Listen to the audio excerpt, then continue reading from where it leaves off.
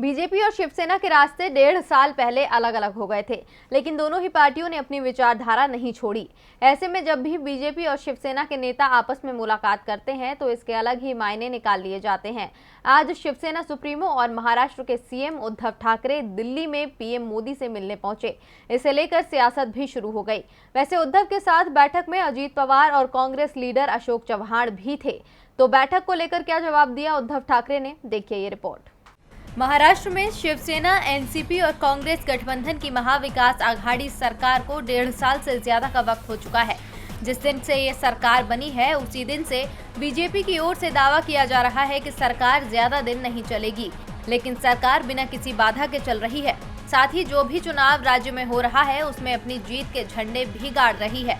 BJP की ओर से शिवसेना को आघाड़ी गठबंधन से अलग करने की बहुत कोशिशें हुई, लेकिन कोई कोशिश सफल नहीं हो पाई।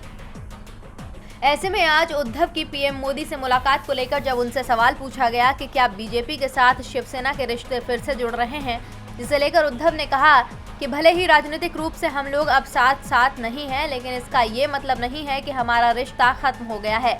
मैं कोई नवाज शरीफ से मिलने नहीं गया था, इसीलिए यदि मैं उनसे व्यक्तिगत मुलाकात करता हूं तो इसमें कुछ भी गलत नहीं है। उद्धव ने रिश्ते कैसे बचाए जाते हैं ये कहने के साथ ही साथ पीएम मोदी पर नवाज शरीफ को लेकर तंज भी कस दिए।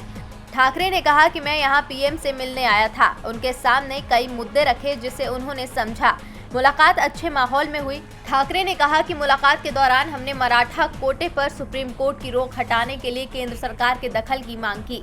इसके अलावा ओबीसी आरक्षण, जातिगत जनगणना और मराठी को क्लासिक भाषा का दर्जा दिए जाने की भी मांग की। अब देखना है कि पीएम महाराष्ट्र सरकार की मांग कब स्वीकार करते हैं, लेकिन उद्धव ने ये साफ कर दिया कि महाराष्ट्र में महाविकास आघाड़ी गठबंधन चलता रहेगा। टीवी लाइव की रिपोर्ट।